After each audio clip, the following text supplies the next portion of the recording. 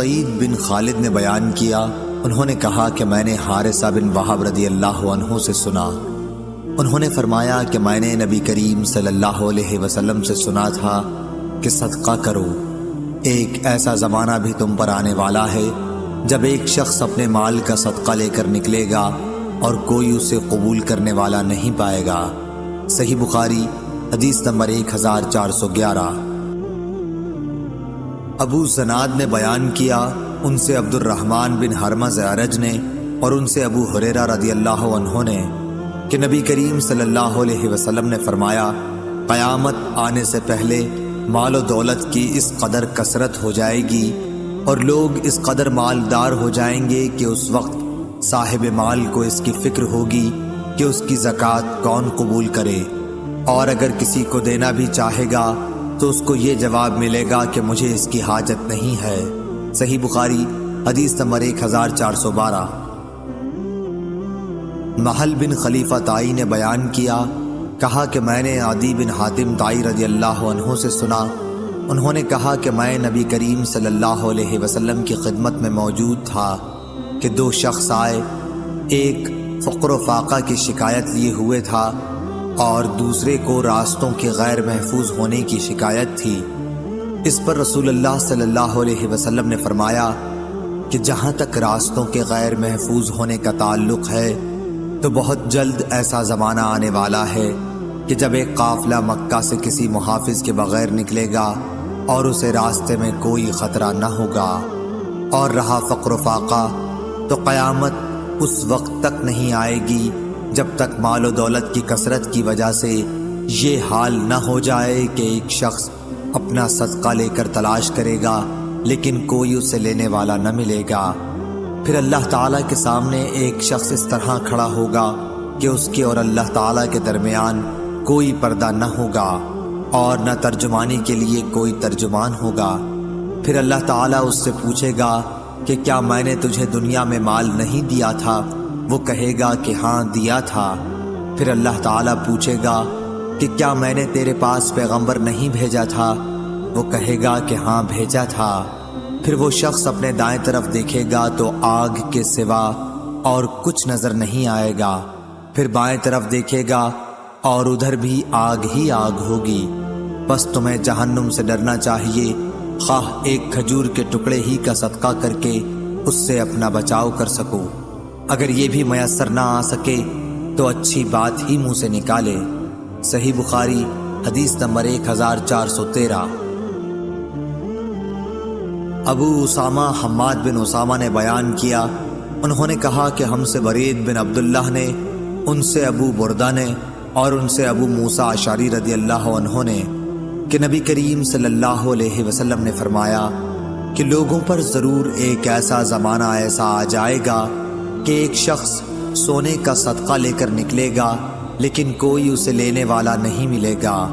اور یہ بھی ہوگا کہ ایک مرد کی پناہ میں 40 عورتیں ہو جائیں گی، کیونکہ مردوں کی کمی ہو جائے گی اور عورتوں کی زیادتی ہوگی۔ صحیح بخاری حدیث نمبر 1414۔ شعبہ بن حجاج نے بیان کیا، ان سے سلیمان اعمش نے، ان سے ابو وائل نے اور ان سے ابو مسعود انصاری رضی اللہ عنہ نے فرمایا کہ جب آیت صدقہ نازل ہوئی تو ہم بوجھ ڈھونے کا کام کیا کرتے تھے تاکہ اس طرح جو مزدوری ملے اسے صدقہ کر دیا جائے۔ اسی زمانے میں ایک شخص عبد الرحمن بن عوف آیا اور اس نے صدقے کے طور پر کافی چیزیں پیش کی۔ اس پر لوگوں نے کہنا شروع کیا کہ یہ آدمی ریاکار ہے۔ پھر ایک شخص ابو عقیل نامی آیا اور اس نے صرف 1 صاع کا صدقہ کیا۔ اس کے بارے میں لوگوں نے یہ کہہ دیا کہ اللہ تعالیٰ کو 1 صاع صدقے کی کیا حاجت ہے۔ اس پر یہ آیت نازل ہوئی، وہ لوگ جو مومنوں پر عیب لگاتے ہیں، جو صدقہ زیادہ دیتے ہیں، اور ان پر بھی جو محنت سے کما کر لاتے ہیں اور کم صدقہ کرتے ہیں، آخر تک۔ صحیح بخاری حدیث نمبر 1415۔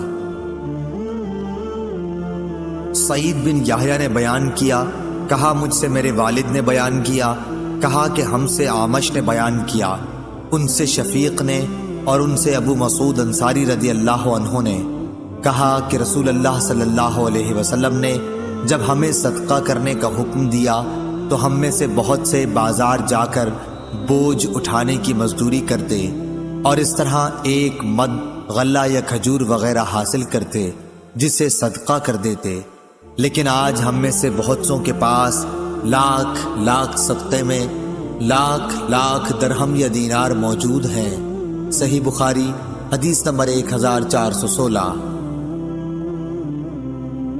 ابو اسحاق عمر بن عبداللہ سبیعی نے کہا کہ میں نے عبداللہ بن معقل سے سنا، انہوں نے کہا کہ میں نے عدی بن حاتم رضی اللہ عنہ سے سنا،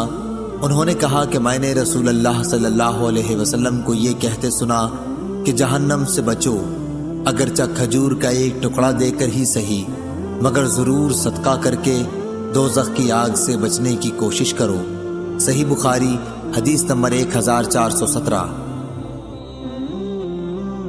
عبداللہ بن ابی بکر بن حازم نے بیان کیا، ان سے عروہ بن زبیر نے اور ان سے عائشہ رضی اللہ عنہا نے کہ ایک عورت اپنی 2 بچیوں کو لیے مانگتی ہوئی آئی، میرے پاس ایک کھجور کے سوا اس وقت اور کچھ نہ تھا، میں نے وہی دے دی، وہ ایک کھجور اس نے اپنی دونوں بچیوں میں تقسیم کر دی اور خود نہیں کھائی، پھر وہ اٹھی اور چلی گئی۔ اس کے بعد نبی کریم صلی اللہ علیہ وسلم تشریف لائے تو میں نے آپ سے اس کا حال بیان کیا، آپ نے فرمایا کہ جس نے ان بچیوں کی وجہ سے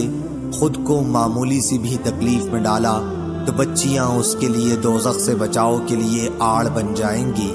صحیح بخاری حدیث نمبر 1418۔ ابو زرع نے بیان کیا، کہا کہ ہم سے ابو ہریرہ رضی اللہ عنہ نے بیان کیا کہ ایک شخص نبی کریم صلی اللہ علیہ وسلم کی خدمت میں حاضر ہوا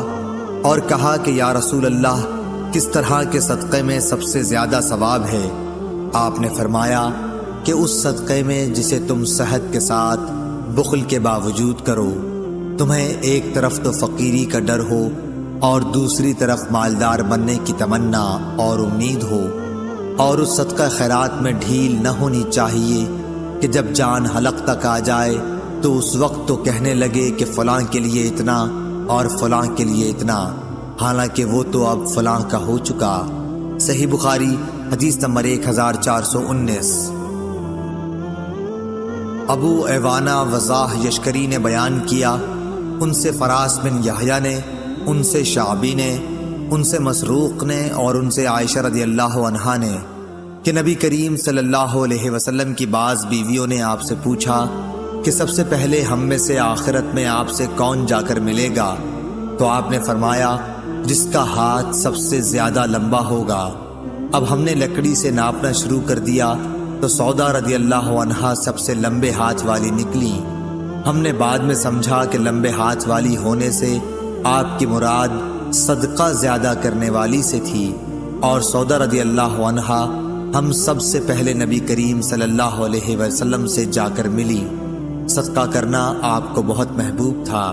صحیح بخاری حدیث نمبر 1420۔